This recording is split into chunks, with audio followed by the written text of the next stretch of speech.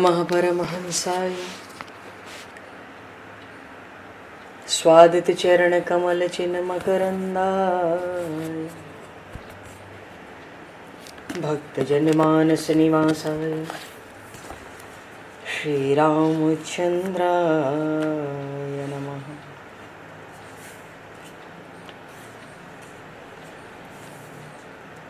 वंदे विदेहतनया पदपुंडरीकं केशौरसौरभसमाहत योगिचेतं हन्तुं प्रतापमनिशं मुनिहंससेव्यं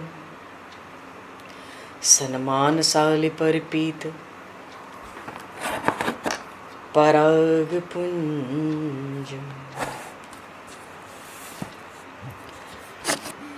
यत्र यत्र रघुनाथकीर्तनं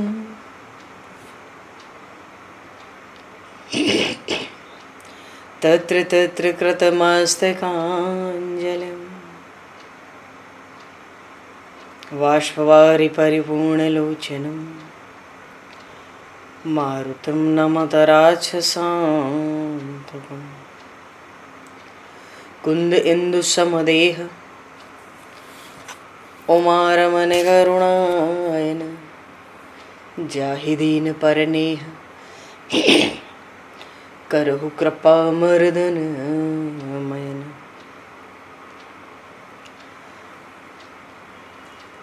प्रहलाद नारद पराशर पुंडरीक व्यासे अम्बरीश शुक शौनक भीष्म दालभान रुक्मांगद अर्जुन वशिष्ठ विभीषणादीन एतानहं परम भागवतान् नमामि। श्री सीतानाथ समारंभां श्री रामानन्दार्य मध्यमाम् अस्मदाचार्य पर्यन्तां वन्दे गुरु परम्पराम्।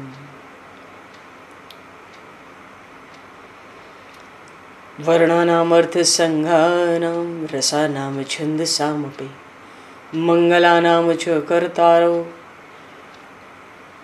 वन्दे वाणी विनायकौ।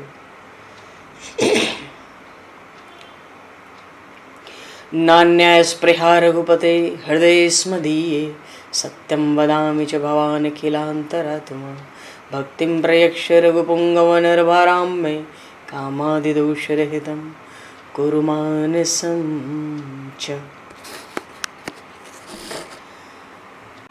भक्त भक्ति भगवंत गुरु चतुर्नाम वपु एक तिनके पद वंदन के नाशहि विघ्न अनेक।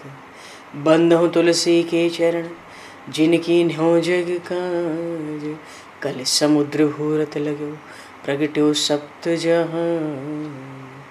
श्री गुरु चरण सरोज रज निज मन मुकुर सुधार वर्णो रघुवर विमल यश जोदायक फलचार। हरिशरण श्री राम जय राम जय जय राम श्री राम जय राम जय जय राम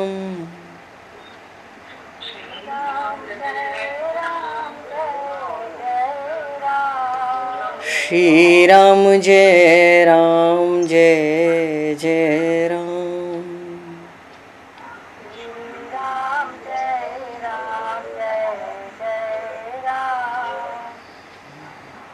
जय सिया राम जय जय हनुमान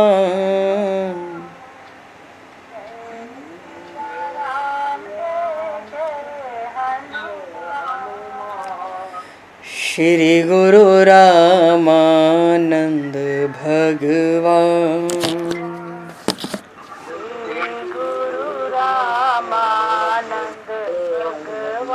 श्री गुरु रामानंद भगवान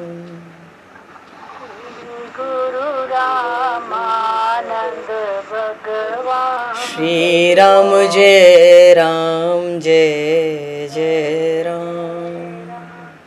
श्री राम जय जय राम। जय सिया राम जय जय सिया राम। जय सिया राम जय जय सिया राम। जय सिया राम जय जय सिया राम। जय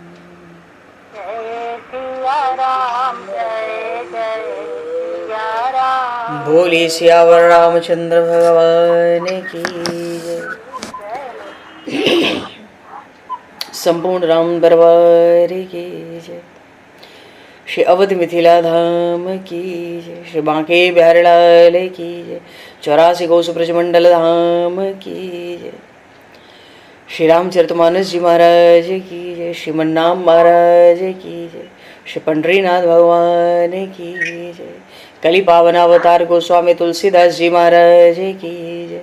सब संतन की जय, सब भक्तन की जय, समस्त वैष्णवन की जय, समस्त पूर्वाचार्य चरणन की जय, समस्त संप्रदाचार्यन की जय।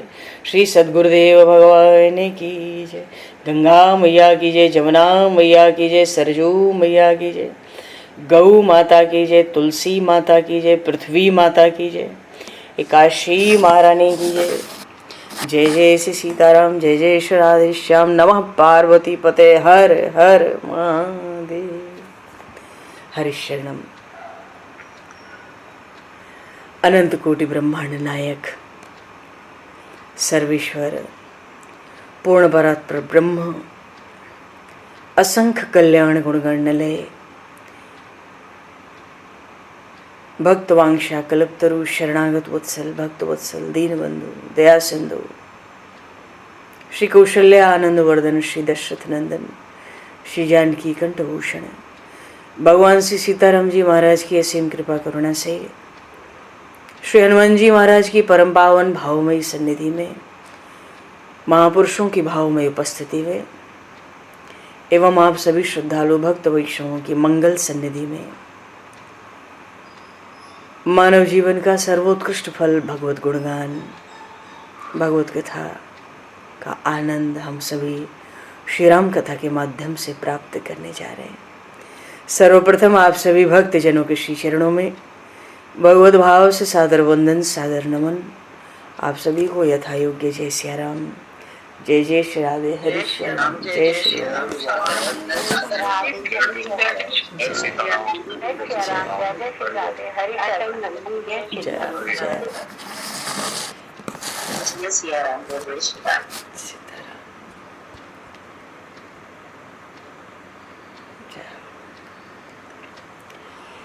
श्री रामचंद्र चरणों मनसा स्मरामि। श्री रामचंद्र चरणों वचसा गृणामि। श्री रामचंद्र चरणों शिरसा नमामि। श्री रामचंद्र चरणों शरणं प्रपद्ये।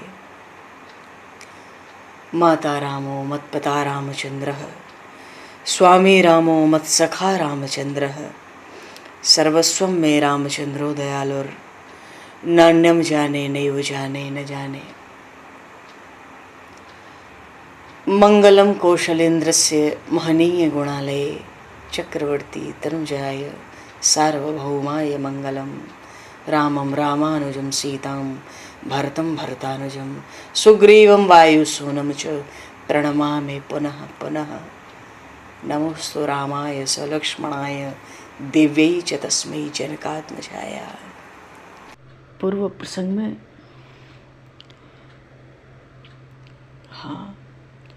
भगवान शिव माता पार्वती को कथा सुना रहे। काकभुसुंडी जी ने राम कथा श्री गरुड़ जी महाराज को सुनाई। ये संवाद सुना रहे हैं भगवान शिव, पर संवाद हुआ किसके बीच में? काकभुसुंडी जी और गरुड़ जी महाराज के बीच में। गरुड़ जी महाराज काकभुसुंडी जी महाराज के आश्रम आए भगवान शिव के कहे अनुसार, और सबने दोनों ने एक दूसरे का खूब स्वागत सत्कार बड़ी कोमल वाणी मृदुवाणी में। और कागभूषुंडी जी ने कहा, अब श्री राम कथा अति पावनी, सादर तात सुनावहु मोहि, बार बार बिनमऊ प्रभु तोहि। गरुड़ जी की वाणी बड़ी कोमल थी, बड़ा विनय था, उसमें बड़ी सरलता भी थी, सुनने में भी सुखद थी और प्रेम भी था। तो बड़ा उत्साह हुआ कागभूषुंडी जी को, और लाग कहे रघुपति गुण कहा। भगवान श्री राम के गुण समूहों का गान कागभूषुंडी जी महाराज करने लगे, आरंभ किया। और भगवान जैसे ही कथा आरंभ की, कागभूषुंडी जी महाराज ने, भगवान शिव कह रहे हैं, प्रथम ही अति अनुराग भवानी, सबसे पहले खूब अनुराग से रामचरित सर कहे सी बखानी। तो जो कथा राम कथा सुनाई कागभूषुंडी जी ने, उस कथा में सबसे पहले क्या सुनाया? रामचरित सर, और बड़े अनुराग से सुनाया कागभूषुंडी जी ने। रामचरित सर कहे सी बखानी, रामचरित मानस को एक सरोवर का रूपक दिया। रामचरित मानस को सरोवर कहा, और बड़े अनुराग से इस रूपक का बखान किया। बखान करने का अर्थ होता है विस्तार से। पुनि नारद कर मोह अपारा, कहे से बहु रावण अवतारा। प्रभु अवतार कथा पुनि गाई, तब शिशु चरित कहे से मन लाई। बाल चरित कहे विविध विधि, मन मह परम उछाह। ऋषि आगमन कहे से पुनि, श्री रघुवीर विवाह। तो जो मुख्य मुख्य घटनाक्रम है भगवान श्री राम के चरित्रों के, उनका उल्लेख यहाँ किया गया। और सबसे पहली जो कथा सुनाई राम कथा में, रामचरित सर कहे से बखानी, और पुनि नारद कर मोह अपारा। तो ये चरित्र तो हम लोगों ने श्रवण किया है, नारद जी का मोह, फिर रावण के प्रताप भानु की कथा भी आई थी, जय विजय जलंधर सबके प्रसंग आए थे, रावण के अवतार, फिर प्रभु का अवतार जिसमें स्वयंभू मनु शतरूपा जी की कथा आई, फिर भगवान का जब अवतार हुआ तो बाल चरित्र तरह तरह से, और फिर महर्षि विश्वामित्र का आगमन और भगवान श्री सीताराम का विवाह। तो पहली बात जो कथा में सुनाई गरुड़ जी को कागभूषुंडी जी ने, रामचरित सर कहे से बखानी। यहाँ एक बात यह है कि ये जो संपूर्ण रामचरित्र श्री रामचरितमानस के अनुसार जो चल रहा है, उसमें ये एक ऐसा विषय है जिसको अभी तक लिया नहीं गया। तो अब शायद इसका समय आया है, क्योंकि आगे के तो सब चरित्र हुए हैं, देव ऋषि नारद का, स्वयंभू मनु शतरूपा का, भगवान के अवतार, बाल चरित्र, विवाह और अभिषेक, और फिर वरदान, वनगमन, ये सब चरित्र हुए हैं। पर रामचरित सर कहे से बखानी, तो ये रूपक थोड़ा हम लोग देखेंगे यहाँ पर, आज देखेंगे। कारण क्या है कि रामचरितमानस में गोस्वामी जी ने ये जो रूपक दिया, इसको आरंभ में क्यों नहीं लिया गया? बालकांड के समय नाम वंदना जब आई थी बालकांड में, उसके ठीक बाद रामचरित्र की महिमा, राम कथा की महिमा, और फिर ये रामचरित सर का रूपक गोस्वामी जी ने लिया। थोड़ा सा मस्तिष्क को जटिल सा लगता है, इसलिए आरंभ में इसको लिया नहीं। पर थोड़ी सी चर्चा अभी हम लोग करेंगे, क्योंकि कागभूषुंडी जी गरुड़ जी को कथा सुना रहे हैं और भगवान शिव कह रहे हैं कि बड़े अनुराग से श्री रामचरितमानस को एक सरोवर का रूपक देके बड़ा बखान करके कागभूषुंडी जी ने गरुड़ जी को सुनाया। और अब हम लोग तो कुछ एक भगवान श्री राम के गुण श्रवण कर ही चुके हैं, तो अब इस रूपक की ओर भी थोड़ा चलने का प्रयास कर सकते हैं, बहुत संक्षेप में, क्योंकि इससे पता चलता है कि क्या गोस्वामी जी ने काव्य प्रकट किया है। कलम तोड़ करके जो काव्य लिखा जाता है, ऐसा रामचरितमानस का रूपक, कि रामचरितमानस एक सरोवर है, इस बात को कहने के लिए, अब सरोवर है तो सरोवर में तो बहुत कुछ होता है। उस एक रामचरित्र रूपी सरोवर में गोस्वामी जी ने संपूर्ण रामचरित्र प्रकट कर दिया। अब काकभूषुंडी जी बड़े अनुराग से भगवान शिव कह रहे हैं कि गरुड़ जी को सुना रहे हैं, तो हम लोग भी श्रवण करेंगे कि ये रामचरित मानस का सर, ये जो रूपक दिया सरोवर का, क्या भाव क्या है, चाहते क्या है गोस्वामी जी। अच्छा, जब बालकांड में 35वें दोहे से 40-42 दोहे तक ये रूपक है, 6-7 दोहों में एक रूपक दिया है रामचरितमानस को सरोवर कह के।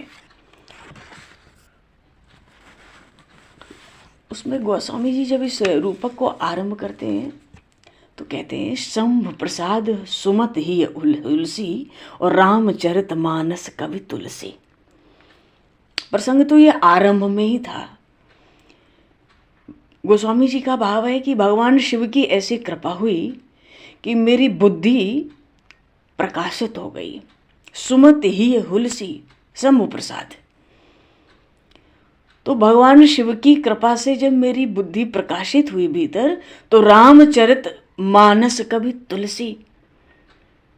क्योंकि आरंभ में जब सबकी वंदना की, नाम वंदना तक गोस्वामी जी ने अपना दैन्य ही प्रकट किया था, लेकिन यहाँ पहली बार गोस्वामी जी अपने को श्री रामचरित मानस का कवि कहते हैं कि भगवान शिव की ऐसी कृपा हुई, बुद्धि ऐसी विकसित हुई, ऐसी प्रकाशित हुई, हृदय में ऐसा उल्लास छा गया कि ये तुलसी रामचरित मानस का कवि हो गया।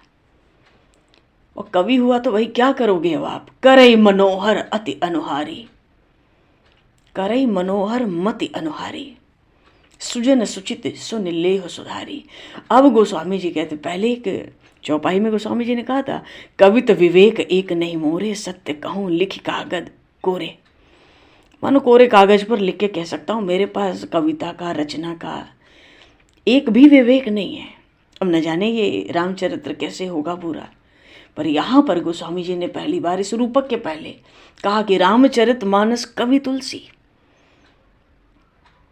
रामचरित मानस रचना है और उसका कवि है तुलसी, और बड़ा मनोहर चरित्र करूंगा। गोस्वामी जी का आत्मविश्वास ऐसा बड़ा, भगवान शिव की शंभु प्रसाद ये बात पहले ही कह दी थी। तो करई मनोहर मति अनुहारी, अपनी बुद्धि के अनुसार, क्योंकि अब बुद्धि तो बड़ी सुंदर हो गई है, प्रकाशित हो गई है, भीतर विकसित हो गई है, तो उस सुंदर बुद्धि के अनुसार मैं अब बड़ा मनोहर चरित्र लिखूंगा, करूंगा। तो जो सुजन है बड़े सुंदर चित्त से सुन भी लें और जरूरत जहाँ पड़े वहाँ सुधार भी लें। तो गोस्वामी जी ने जब रूपक देना आरंभ किया तो कहते हैं, सुमति भूमि थल हृदय अगाधु, वेद पुराण उदधि घन साधु, बरस ही राम सुजस बर बारी, मधुर मनोहर मंगलकारी। गोस्वामी जी कहते हैं कि ये जो मेरी सुंदर बुद्धि है बढ़िया हो गई शंभु प्रसाद, तो ये तो बड़े विस्तार की भूमि है। भाई सरोवर होगा, कोई तालाब होगा, जलाशय, तो नीचे भूमि तो होती है, धरती होती है, और धरती में कहीं बड़ा गड्ढा हो तब तो जलाशय होगा, उसमें जल इकट्ठा होगा। तो बोले धरती क्या है, मेरी सुंदर बुद्धि, जो भगवान शिव की कृपा से मुझे जो सुंदर मति मिल गई है, ये पृथ्वी के, भूमि के समान है। और जिस जलाशय में जल होता है तो वहाँ गड्ढा तो होता है, वो गड्ढा क्या है, बोले हृदय। मेरा हृदय ही मानो कोई गहरा स्थान है, कोई गहरा स्थान होगा पृथ्वी से हटकर कहीं बीच में, तभी तो उसमें जल इकट्ठा होगा, जल होगा तो जलाशय होगा, तब तो उसको सरोवर का रूपक देंगे। गोस्वामी जी ने रामचरितमानस का रूपक दिया है सरोवर के रूप में।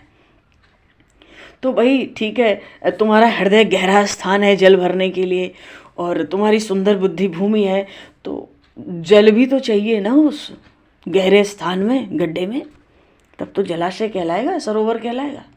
तो वो जल कहाँ से आएगा?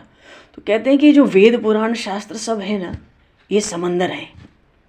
अच्छा, और जो साधु संत हैं, जैसे बादल होते हैं, मेघ, वो समंदर के जल के सार तत्वों को खींच लेते हैं और फिर बरसात की तरह उसी जल को पृथ्वी पर लौटा देते हैं, समंदर को लौटा देते हैं। तो गोस्वामी जी कहते हैं कि ये जो रामचरितमानस सरोवर है, इसमें जो जल है, वो जल कहाँ से आया? वो जल आया वेद शास्त्र पुराणों से। तो भाई वेद शास्त्र पुराणों को अगर समुद्र कहते हो तो जलाशय में तो थोड़ा ही जल चाहिए, समंदर थोड़ी चाहिए दूसरा। बोले नहीं, समंदर से जैसे बादल सार रूपी जल को खींच लेते हैं, वैसे साधु संतों ने इन वेद पुराण शास्त्रों से सार निकाल लिया। और बादल जब समंदर का सार लेते हैं जल का, तो बरसात के रूप में बरसाते हैं। तो ठीक है, वेद शास्त्र पुराण का सार अगर साधु संतों ने लिया, तो साधु संतों ने क्या दिया फिर? बरसात, मेघ तो जल लेके बरसात करते हैं, साधु संतों ने क्या किया? बोले इन्होंने भी बरसात कर दी। बरस ही राम सुजस बरबारी।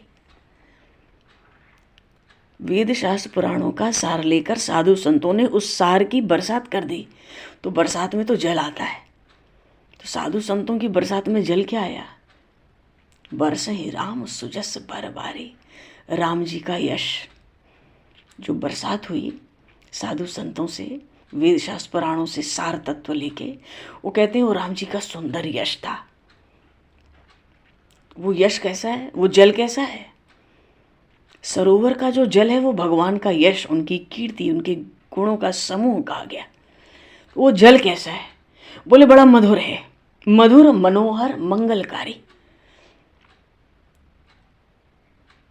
सबका सार तो भगवान के लीला चरित्र ही है। पूर्व प्रसंग में श्री सूरदास जी महाराज की बात आई थी कि उन्होंने राम कथा को कहना चाहा, तो वहाँ पर सूरदास जी महाराज कह रहे थे पूर्व प्रसंग में कि भाई ये रामचरित्र क्या है। देवताओं ने खुद स्तुति की थी, भगवान शिव भी गए, ब्रह्मा जी भी गए, और सब ने मिलकर क्षीर सागर में जाके भगवान शिव से भगवान नारायण की स्तुति की, प्रभु अवतार लो, रावण का बड़ा त्रास है। तो प्रभु ने भी आज्ञा दी कि ठीक है भाई, सब आए हैं, स्तुति कर रहे हैं, वंदन कर रहे हैं, पृथ्वी पर बड़ा भार हो गया है राक्षसों का, सब संकट में है, तो ठीक है। तो वो अत्यंत आनंद स्वरूप भगवान पृथ्वी का भार दूर कर दिए। वेदों में वासुदेव उन्हीं को कहा, ये सूरदास जी महाराज कह रहे थे अपने भाव में। 1000 मुखों से वो भगवान शेष, भगवान अनंत, निरंतर उन्हीं का वर्णन करते, अंत नहीं पाते। 1000 वर्षों तक भगवान शिव ने ध्यान किया, फिर डुबकी लगाई, अंत नहीं मिला। भगवान शिव के तो इष्ट ही हैं श्री राम श्री कृष्ण। 1000 वर्ष तक एक एक का ध्यान करते हैं समाधि में। और उधर देवऋषि नारद ने तत्व बताया कि अरे रामचरित्र सुनने से, माता पार्वती को तत्व बताया था रामचरित्रों का गूढ़ रहस्य, रामचरित्र सुनने से जीव को अमरत्व की प्राप्ति होती है। उधर भगवान शिव ने माता पार्वती से बड़े विस्तार से रामचरित्र ही तो गाए। सप्तर्षियों ने महर्षि वाल्मीकि को ज्ञान दिया, महर्षि वाल्मीकि ने 100 करोड़ श्लोकों वाले रामचरित्र गाए। उधर महर्षि वशिष्ठ ने प्रभु श्री राम को रामचरित्र स्वयं सुनाए। रामावतार का चरित्र कागभूषुंडी जी ने गरुण जी को सुनाया। सब वेद शास्त्रों ने कहा श्री रामचंद्र का सुयश ही सबका सार रूप है। तो जब भगवान का यश ही सार रूप है, तो वेद शास्त्र पुराण तो समंदर हैं। साधु संतों ने जल के रूप में, सार रूप से राम जी के चरित्र उठा लिए और उसी की बरसात कर दी। तो भगवान का यश, सुंदर यश कैसा हुआ? मधुर मनोहर मंगलकारी। अब जो मधुर होता है वो जरूरी नहीं है ना कि मनोहर भी हो। अब मनोहर भी हो तो जरूरी नहीं है कि वो मंगलकारी हो। जैसे मानो कोई बढ़िया ठंडा शरबत आए तो मधुर तो होगा, पर जरूरी है क्या कि वो हमारे मन को भी हर ले? मन को क्यों हरेगा वो? हम पी लेंगे उसको, पालेंगे और मधुर लगेगा। अब समंदर का जल है तो देखने में तो मनोहर दिखता है, पर पीने में क्या मधुर होता है? अगर उसका जलपान करने जाएं समंदर के जल का, तो दूर से तो बड़ा मनोहर लगता है, पर जलपान करें तो मधुर नहीं है। अब कोई मधुर भी हो, मनोहर भी हो, लाल लाल शरबत बन के आ जाए ठंडे ही, तो मधुर भी है, मीठा तो है, और बड़ा उसका रंग बड़ा सुंदर दिख रहा है, पर पीने में वो मंगल करेगा क्या? अंदर जाके पेट में आफत ही करेगा, आफत बढ़ाएगा। तो कुछ तो ऐसे भी होते हैं कि मधुर भी है, मनोहर भी है, पर मंगलकारी नहीं है। पर भगवान राम का जो सुंदर यश है वो मधुर भी है, मनोहर भी है, मंगलकारी भी है। अच्छा, भगवान का यश ही नहीं, भगवान का नाम, रूप, लीला, धाम सब मनोहर है। रामचरितमानस में आया। नाम कैसे मनोहर है? आखर मधुर मनोहर दो, रकार और मकार। राम नाम की महिमा में गोस्वामी जी ने सबसे पहले कहा आखर मधुर मनोहर दो। प्रभु का नाम मधुर भी है, मनोहर भी है। भगवान का रूप भी बड़ा मनोहर है। राजकुंवर ते ही अवसर आए, मिथिला में जब प्रभु गए, मनहु मनोहर ता तन छाए। जिसकी दृष्टि पड़ती उसका तो मन ही हर जाता। भगवान के लीला चरित्र भी बड़े मनोहर हैं। परम मनोहर चरित अपारा। भगवान का अयोध्या धाम भी बड़ा मनोहर है। सब विधि पूरी मनोहर जानी।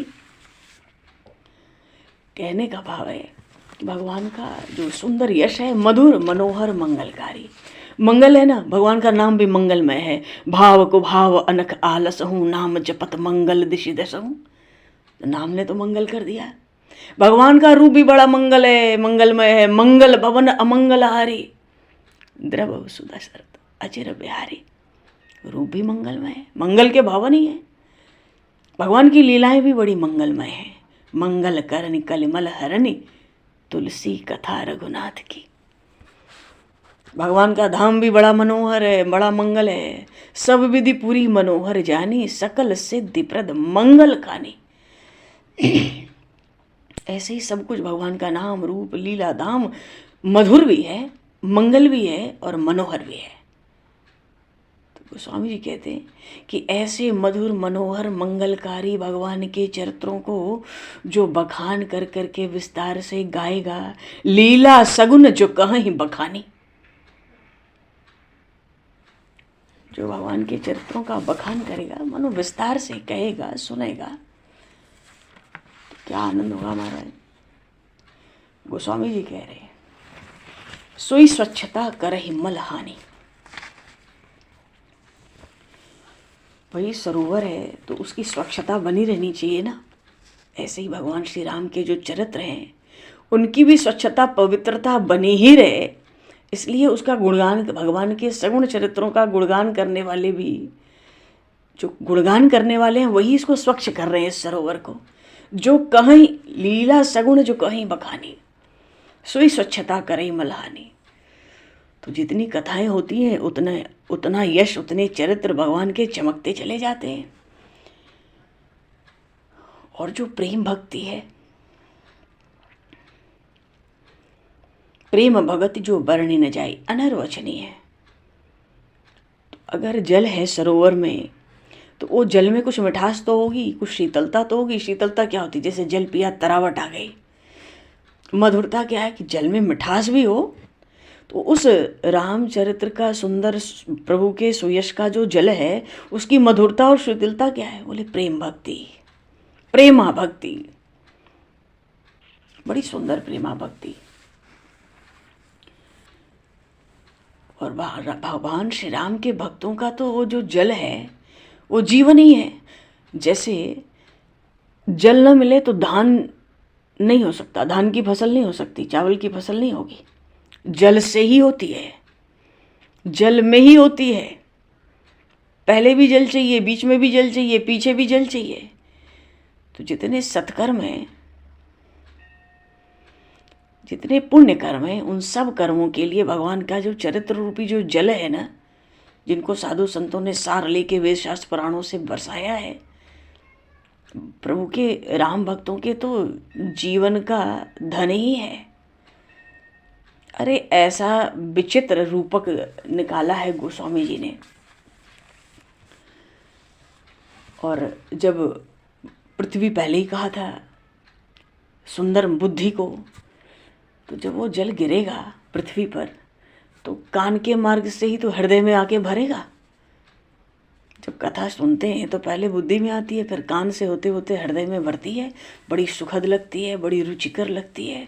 और चरित्र भी प्रभु के इतने पुराने पुराने, सुठ सुंदर संवाद वर विदिचे बुद्ध विचार, ते यही पावन सुबह सर घाट मनोहर चारे। कागभूषुंडी जी गरुड़ जी को रूपक सुना रहे हैं कि ये जो सरोवर है तो वही घाट भी होंगे। हाँ, 4 घाट हैं, 4 घाट हैं। उत्तर घाट है जहाँ पे कागभूषुंडी जी गरुड़ जी को कथा सुना रहे हैं, जहाँ भक्ति की प्रधानता है। पक्षियों की भाषा में ये कथा हो रही है, नीलगिरी पर्वत पर हो रही है। दूसरा पश्चिम घाट जो है, वहाँ पर भगवान शिव माता पार्वती को कैलाश पर बैठ के राम कथा सुना रहे हैं। यहाँ इस कथा में ज्ञान की प्रधानता है। और पूर्व घाट पर, दक्षिण घाट पे याज्ञवल्क जी भरद्वाज जी को कथा सुना रहे हैं प्रयागराज में, यहाँ कर्म की प्रधानता है। और गोस्वामी जी पूर्व घाट पर बैठ के अयोध्या में ही साधु समाज में राम कथा कह रहे हैं। यहाँ शरणागति की महिमा है इस घाट पर। तो घाट मनोहर चार, अगर रामचरितमानस सरोवर है तो 4 घाट भी हैं। 4 घाट पे अलग अलग भाषा में और अलग अलग विषय को प्रदान करके, कहीं ज्ञान की प्रधानता, कहीं किसी कथा में भक्ति की प्रधानता, कहीं कर्म कांड की, तो कहीं शरणागति की। और 7 कांड हैं। तो भाई घाट तो बन गए सरोवर पे, तो सीढ़ियाँ भी तो होंगी कुछ। घाट को जल से जोड़ने के लिए, जलाशय के जल से जोड़ने के लिए कुछ सीढ़ियाँ भी तो चाहिए। बोले है ना, 7 सीढ़ियाँ हैं। सप्त प्रबंध सुभग सोपाना।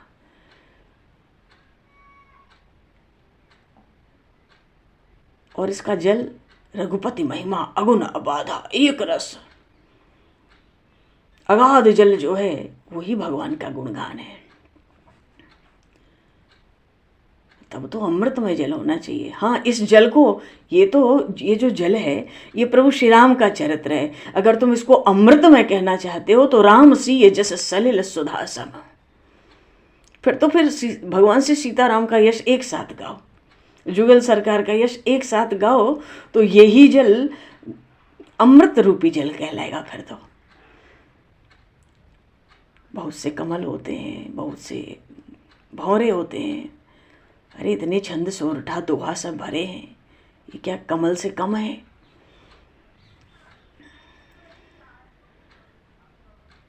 इतना कुछ। अब जलाशय में जलचर भी होते हैं। तो इस रामचरित्र में जितने 9 रस आए हैं, जप तप योग वैराग्य, यही सब तो जल जंतु हैं उस जलाशय के। तो जल पक्षी भी तो होते हैं। जल जंतु जल के भीतर होते हैं, जल पक्षी जल के ऊपर होते हैं। तो पुण्यात्माओं का, साधु संतों का जो इसमें नाम गुण आया, वही जल के पक्षी हैं। तो भाई घाट के चारों ओर जहाँ सरोवर होता है, कुछ बाग बगीचे भी तो होते हैं। बोले संतों की सभा ही बाग बगीचा है।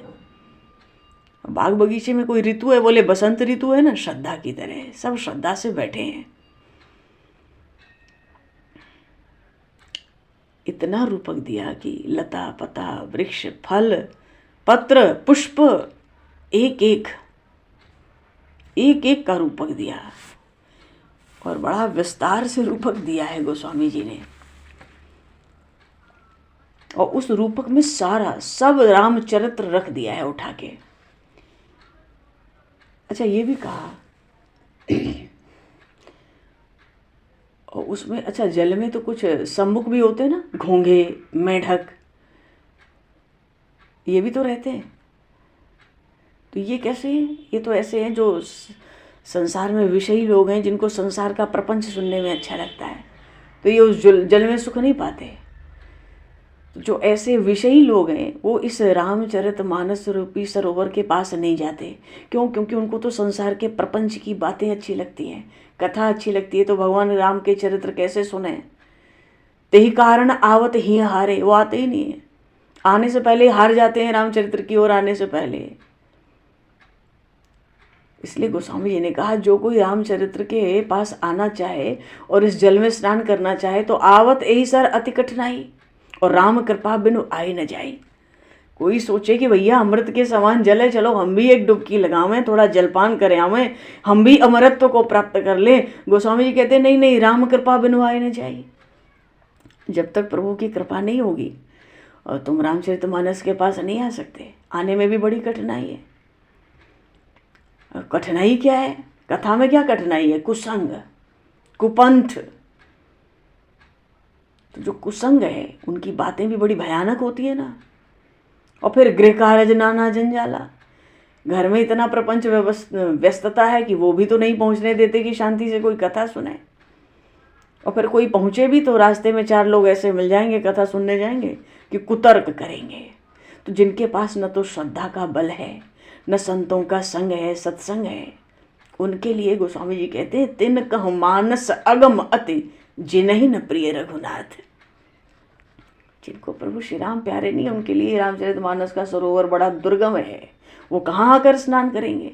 अच्छा, कोई कोई ऐसे होते हैं कि मन नहीं होता पर पहुंच जाते हैं जलाशय पर और स्नान करे आते हैं, और कोई कोई बस जलाशय तक आते हैं, 10 लोगों को बता देते हैं भाई हम कथा सुनने जा रहे हैं, और मौके पे वहाँ से हट जाते हैं। तो 10 लोग सोचते हैं भाई कथा सुनने गया था, भाई क्या बढ़िया कथा सुनाओ। तो गोस्वामी जी ऐसे लोगों के लिए कहते हैं, जो करी कष्ट जाहि पुनि होई, जाता ही नींद जुड़ाई होई। यदि कोई गलती से, जिनको संसार की बातों में सुख मिलता है, वो कथा में जाके बैठ जाएं, बड़े कष्ट से तो आते हैं बेमन से, और आ भी गए किसी के संग के मारे, बैठ भी गए तो खूब बढ़िया नींद आती है। मानो कथा में गए भी पर उस कथा गंगा में स्नान नहीं कर पाए, इतने अभागे हैं।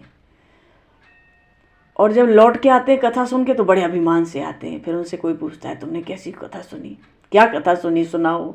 तो फिर सर निंदा करता है बुझावा, फिर तो उस कथा की निंदा करने लगते हैं। अरे ऐसे भी होता है, ऐसा कर दिया तो वो हो गया, ऐसा कहीं होता है। ऐसे बहुत से चरित्र हैं। तभी तो जगह जगह भगवान श्री माता पार्वती को समझाते हैं कि प्रभु तो ऐसे चरित्र कहते हैं, करते हैं कि हमें कहने में लज्जा आती है। लेकिन एक बात है, गोस्वामी जी ने कहा, सकल विघ्न व्यापहि नहीं तेहि, राम सुकृपा बिलो कहीं जेहि। जिस पर भगवान कृपा करके देखते हैं उसको कोई विघ्न नहीं है कथा सुनने में, और जिसको विघ्न नहीं है फिर सोई सादर सर मज्जन करे, वही बड़े आदर से इस कथा रूपी गंगा में स्नान कर लेता है उस जलाशय में, और जो 3 ताप हैं भयंकर वो नष्ट हो जाते हैं। और जिनके तो भगवान के चरणों में बड़ा भक्ति भाव है, जिनके राम चरण भल भाऊ, ते नर यह सर तजहि न काऊ। वो तो बिना रामचरित्रों के कभी रहते ही नहीं है, रह सकते ही नहीं है। इसलिए गोस्वामी जी ने कहा कि देखो, यदि तुम इस राम कथा रूपी गंगा में स्नान करना चाहते हो तो जो नहा ही चह यही सर भाई, अगर इस सरोवर में जलाशय में तुम स्नान करना चाहते हो तो देखो, सो सत्संग करो मन लाई। तुम खूब सत्संग करो पहले, फिर तुम्हें राम कथा की प्राप्ति होगी। और फिर हृदय में आनंद उत्साह।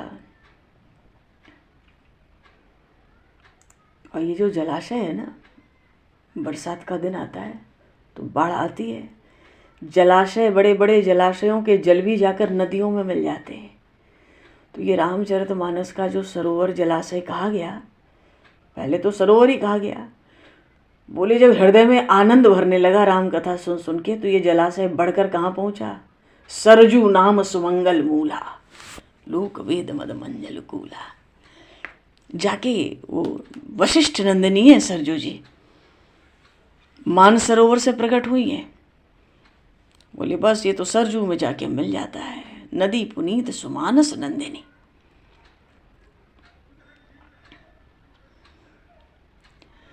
अब ये सरजू कहाँ जाएगी, आगे जाके गंगा में मिल जाएगी।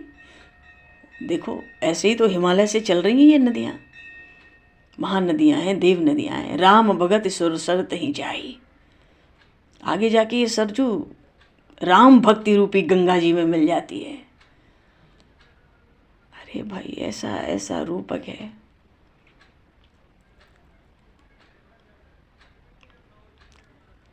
ये बक्सर के तरफ से एक महानद आकर मिलता है गंगा जी में, उसका जल लाल लाल होता है। तो बोले वो तो जब गंगा जी में मिलेंगी तो महानद भी आता है लाल लाल। तो वो लाल जल क्या है भाई इस सरोवर का, बोले राम रावण युद्ध हुआ था ना, वही जल की लालिमा है। सोन मिले वो महानद सोन सुहावा।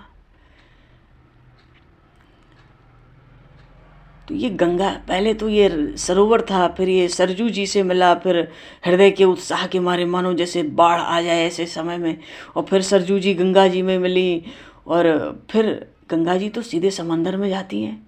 तो ये रामचरित्र का अंतिम समंदर क्या है, कहाँ जाएंगी ये गंगा जी? सारे रामचरित्रों को लेके कौन से समंदर में जा रही हैं? राम स्वरूप सिंधु समूहाई। राम जी की जो रूप माधुरी है ये समंदर है। भगवान तो शोभा के धाम है, शोभा के सिंधु है। बोले अंततः ये राम जी की रूप माधुरी में जाकर मिलेगी। बोले भाई कि समंदर में मिलेगी तो रास्ते में भी तो बहुत कुछ मिला होगा, कहीं वन, कहीं बाग, कहीं बगीचा, कहीं छोटे बड़ी नदियों के तट। बोले हाँ, भगवान शिव माता पार्वती का विवाह हुआ ना, तो ये जो गंगा जी जा रही थी समंदर में, यही तो उसके भीतर के सब जलचर हैं, सब बाराती लोग। अरे तो गंगा जी जब समंदर में मिलेंगी तो कोई ऐसे ही मिलेंगी? कितनी भयंकर भंवरें उठती हैं, तरंगे। बोले हाँ, राम जन्म का जो आनंद हुआ, बधाई हुई, वो ही तो इसकी मनोहर भंवरें, तरंगे। अरे तो उसमें तो बहुत सारे कमल भी खिलने चाहिए भाई, ऐसी देव नदी आ रही है। तो भगवान के जितने बाल चरित्र हैं चारों भाइयों के, वो क्या किसी कमल से कम है? यही रंग बिरंगे कमल हैं भगवान चारों भाइयों के बाल चरित्र।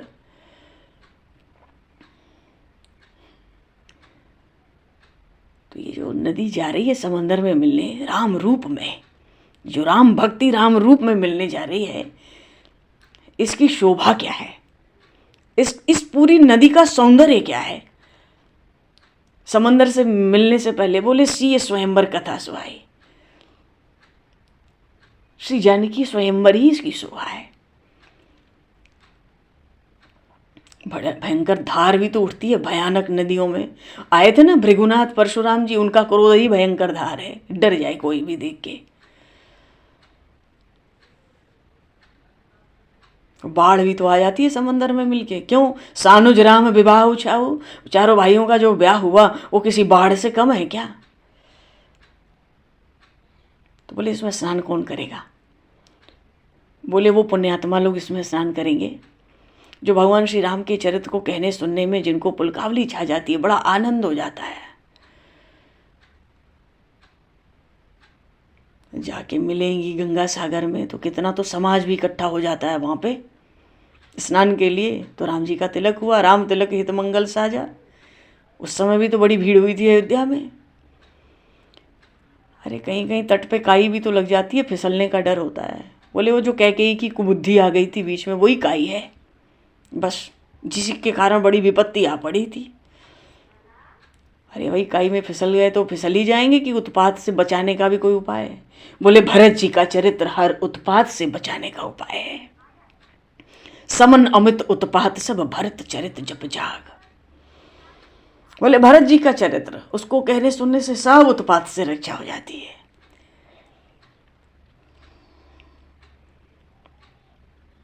तो भाई ये तो चल रही हैं तो 6 ऋतुएं भी तो होती हैं।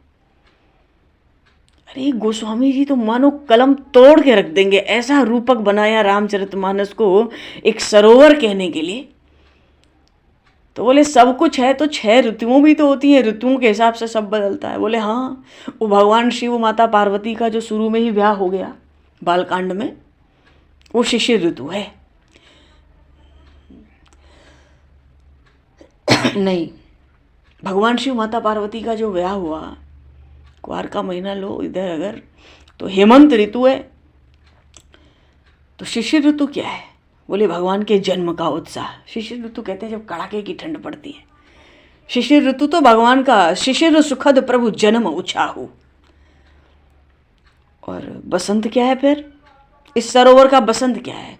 बोले बरनब राम विवाह समाजू सो मुद मंगल, सो मुद मंगलमय ऋतुराजो। राम जी का ब्याह ही बसंत ऋतु है। तो बसंत ऋतु तो ब्याह है, तो ग्रीष्म ऋतु क्या है? बोले ग्रीष्म दुसह राम बनवासो।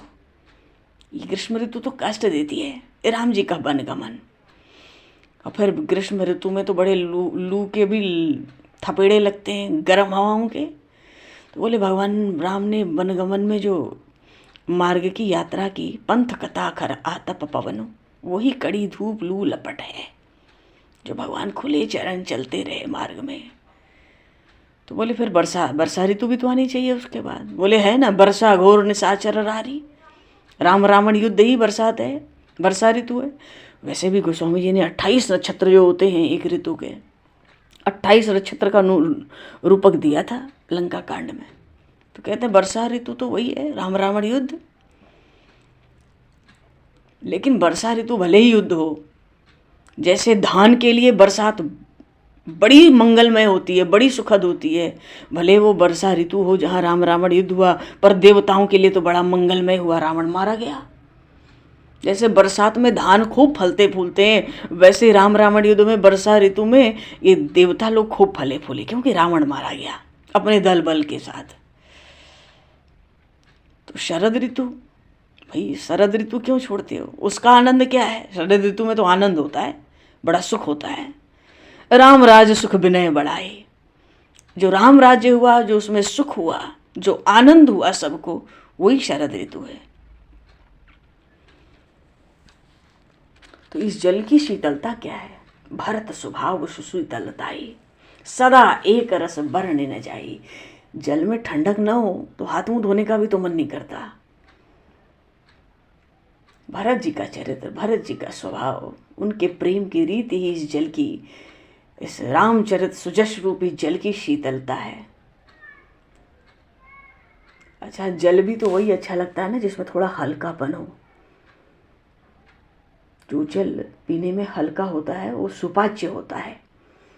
जैसे कहते हैं गर्म जल पिए, तो गर्म जल 40 मिनट में 1 गिलास जल पिए तो पच जाए, और गुनगुना न हो और ऐसा ठंडा पानी हो तो फिर 1.5 घंटा भी लग सकता है 1 गिलास पानी को पचाने में।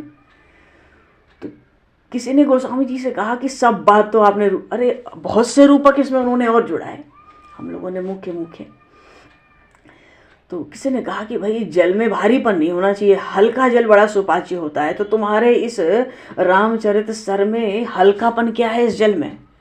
गोस्वामी जी कहते हैं, आरत विनय दीनता मोरी, लघुता ललित सुभारे न थोरी। मेरी जो आरती है, मेरा जो दैन्य है ना, मेरी जो विनय है, वो ही इस जल का हल्कापन है।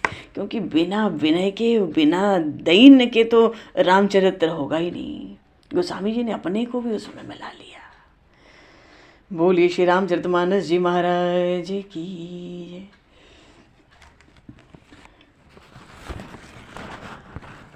तो ऐसा अद्भुत सलिल सुनत गुणकारी, आस पियास मनोहर हारी, सब आशाएं कामनाओं को नाश कर देने वाला ऐसा भगवान का जो सुंदर मनोहर जल उन्होंने बताया मानस का एक रूपक दे करके।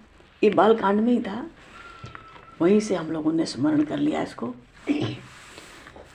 तो यहाँ पे काकभूषुंडी जी जब कथा सुनाते हैं, तो ये जो सुंदर जल है रामचरितमानस को सर का, सरोवर, जलाशय, तालाब का, तो उसका जल कैसा है? मधुर मनोहर मंगलकारी। मधुर भी है, मन उसमें मिठास भी है, मनोहर भी है, चित्त को, मन को हरण करने वाला है, और मंगलकारी भी है, होने में भी मंगल है।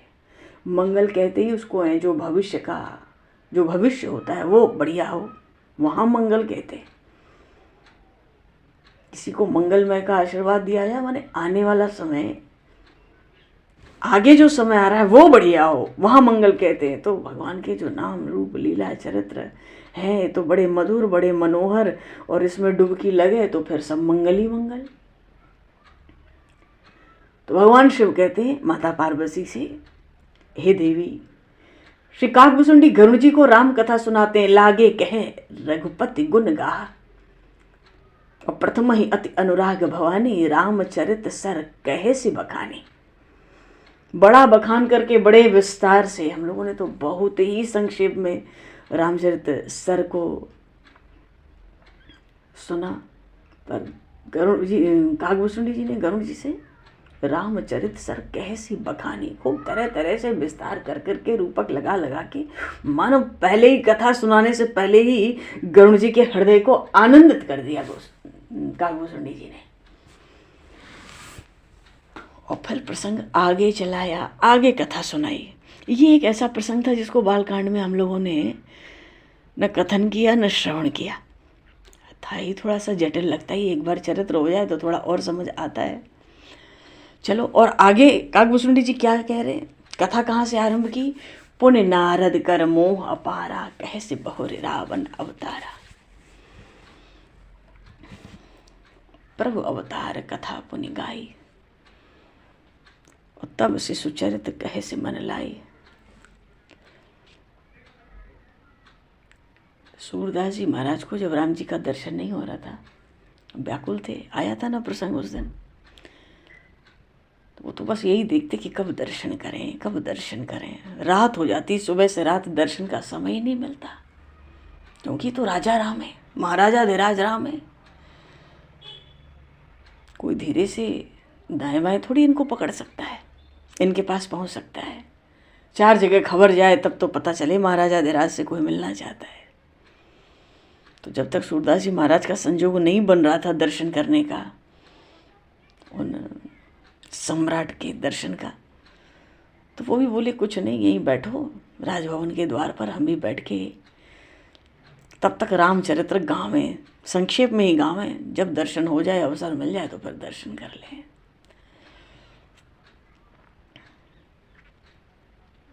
तो इस प्रसंग में सूरदास जी महाराज ने भी बड़े सुंदर, बड़े छोटे छोटे अंशों में ही इतने गूढ़ गूढ़ राम तत्वों का प्रकाशन कर दिया, रामचरित्रों का। आगे के प्रसंग में कागभूषुंडी जी क्या कहते हैं, दूसरा प्रसंग जो उठाया राम कथा में, जो एक तो रामचरितमानस सर, और फिर पुण्य नारद कर मोह अपारा, कहे से बहुर रावण अवतारा।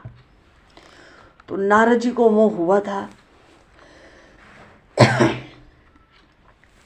प्रसंग आया था बड़ा सुंदर, कहाँ ध्यान जाता है। विश्वमोहिनी की कन्या को देख लिया, था कुछ भी नहीं, सब माया थी। हकीकत में न वहाँ कोई राजा था, न कोई नगर था,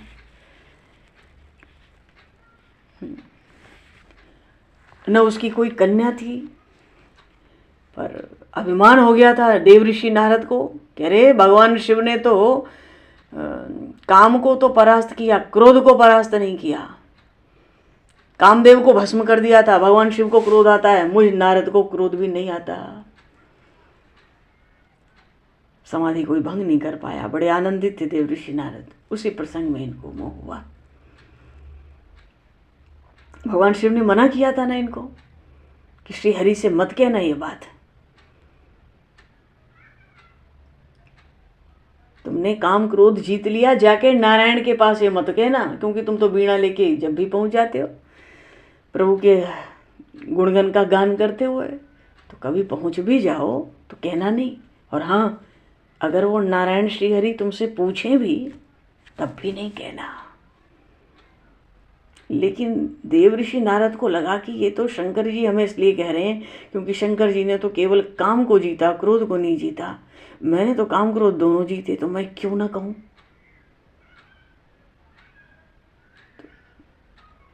जानबूझकर पहुंच गए वैकुंठ। कागभूषुंडी जी नारद जी का मोह सुनाने लगे, कैसे मोह हो गया उनको, दिन रात प्रभु का गुणगान करते हैं, चक्कर में पड़ गए। क्यों? भगवान शिव की बात नहीं मानी, सोचते मैंने तो काम क्रोध दोनों जीत लिए, पहुंच गए वैकुंठ। तो भगवान भी तो बड़े कौतुकी हैं, भगवान बड़े कौतुकी हैं। तभी तो कहते हैं ना कि राम की न चाहि सोई हुई, करे अन्यथा अस नहीं कोई। भगवान शिव भी समझा लें देव ऋषि नारद जैसे को भी, तो भी बात नहीं सुनेंगे नारद जी। होगा तो वही जो राम जी करना चाहेंगे, करे अन्यथा अस नहीं कोई। भगवान शिव की बात अच्छी नहीं लगी थी, ब्रह्मलोक से चले गए बीणा बजाते हुए, प्रभु का गुणगान करते हुए, क्षीर सिंधु, वहाँ श्रीपति विराजमान थे। प्रभु तो उठ के हर्षित होके आसन दे के अपने साथ बैठा लिए। प्रभु भी बहुत कौतुकी हैं, प्रभु को भी आनंद आया होगा, अब तो खेल होना है। भगवान शिव की बात देव ऋषि नारद को आज अच्छी नहीं लगी। प्रभु भी उठ के ना बड़े आनंद में आके, अरे नारद बहुत दिन पे आया हो, हालचाल सुनाओ। अपने आसन पर बिठा लिया, बैठे आसन ऋषि ही समेता। वो बैकुंठ नाथ अपने आसन पे देव ऋषि नारद के साथ बैठे, और जब बैठे तो प्रभु तो हंस जाते हैं ना, वो तो चराचर के स्वामी हैं। हंस कर कहते हैं, थोड़ा हंस के काटते, थोड़ा मुस्कुरा के, बहुते दिनन कीन मुनि दाया। अरे नारद आप तो बड़े दिन पे आए महाराज, कहाँ रह गए? तो अब लगे सुनाने, हम तो समाधि में बैठे थे, ध्यान लगा रहे थे, कामदेव आया, चला गया हार के, हमने क्रोध कामचरित सब कामचरित क्या है, कामचरित नारद सब भाखे, यद्यपि प्रथम बरज शिव राखे। भगवान शिव ने मना किया था, पर फिर भी सब अपना गुणगान देव ऋषि नारद गाने लगे। भगवान के पास जाके, रहा ही नहीं जा रहा उनसे। पर उनको ये कहाँ पता है, अति प्रचंड रघुपति के माया, जही न मोह अस को जग जाया। ध्यान नहीं गया नारद जी का इस पर कि भगवान की माया बड़ी प्रचंड है। ऐसा कौन है जिसको मोहित न कर ले। भगवान शिव की बात नहीं मानी थी नारद जी ने, और सब अपना गुणगान गा दिए, काम क्रोध सब जीत के आ रहा हूँ प्रभु। तो भगवान भी कम थोड़े ही हैं। भगवान तो दो बात और जोड़ दिए, तुमरे सुमरन ते मिटहि मोह मार मद मान। अरे नारद, तुम्हारा ऐसा प्रभाव, तुम्हारा जो स्मरण कर ले उसका काम क्रोध मोह लोभ मद मत्सर दूर हो जाए। तुम्हारा काम क्रोध मिट गया, ये कौन सी बड़ी बात है। जो कोई काम क्रोध मोह मद मत्सर मिटाना चाहे तुम्हारा स्मरण कर ले। अब तो नारद जितना फूल गए थे, फूल तो गए अभिमान से, पर मुंह से क्या कहते हैं प्रभु से, कृपा तुम्हारी सकल भगवान। भगवान ये सब आपकी, ये नहीं कह रहे हैं कि प्रभु ये तो आपका गुण है, ये माया के शत्रुओं पे तो आपकी कृपा से जीव पार पाता है। नहीं, मानो जो प्रभु ने चढ़ाया उसको स्वीकार कर लिया कि हाँ, मेरे स्मरण से तो काम क्रोध मोह मद मत्सर सब नष्ट हो ही जाएंगे। पर था तो भीतर अभिमान, फूल रहे थे। वो ऊपर से कहते हैं कृपा तुम्हारी सकल भगवाना। सब प्रभु आप ही की कृपा है। लेकिन जब भगवान तो कृपा निधि हैं तो करुणा निधि भी है। जब करुणा निधि भगवान ने देखा कि अरे भक्त के हृदय में तो अभिमान का अंकुर फूल गया, तो बेगी सो मैं डारियों उफारी, क्यों पन हमार सेवक हितकारी। अब तो अभिमान के इस अंकुर को मैं उखाड़ डालूंगा, क्योंकि मेरा तो प्रण है, मैं अपने सेवकों का, अपने भक्तों का हित ही करता हूँ, कल्याण ही करता हूँ, मंगल ही कर सकता हूँ। मेरे भक्त के हृदय में इतना भारी अभिमान, इसका तो बड़ा भारी अमंगल हो जाएगा फिर। तो दूसरा कथा का प्रसंग जो गरुड़ जी को सुनाया कागभूषुंडी जी ने, रामचरित सर के बाद, पुण्य नारद कर मोह अपारा। बोलिए श्यावर रामचंद्र भगवान की जय,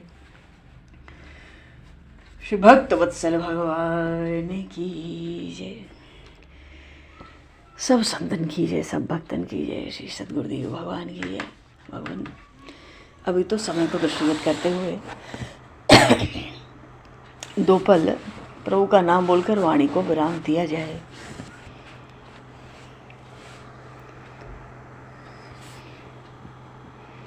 सीताराम राम राम सीताराम राम राम, सीताराम राम राम सीताराम राम राम, सीताराम राम राम सीताराम राम राम, राम राम राम,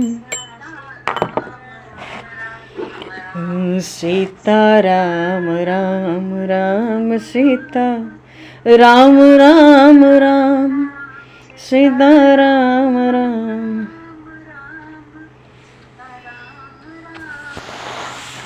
सीताराम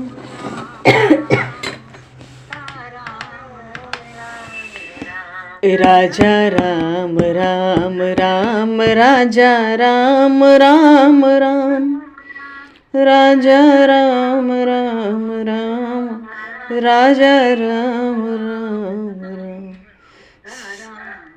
राम राम सीता राम राम राम, राजा राम राम राम सीता राम। बोलिए सियावर रामचंद्र भगवान की जय। समय को दृष्टिगत करते हुए आज यहीं पर वाणी को विराम।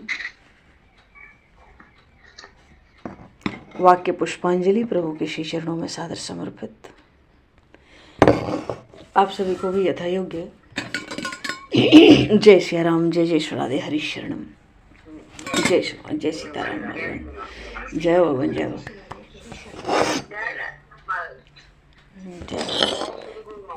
जय भगवान। बोलो जी जो बोले बोलो, जय जय बोल सीताराम।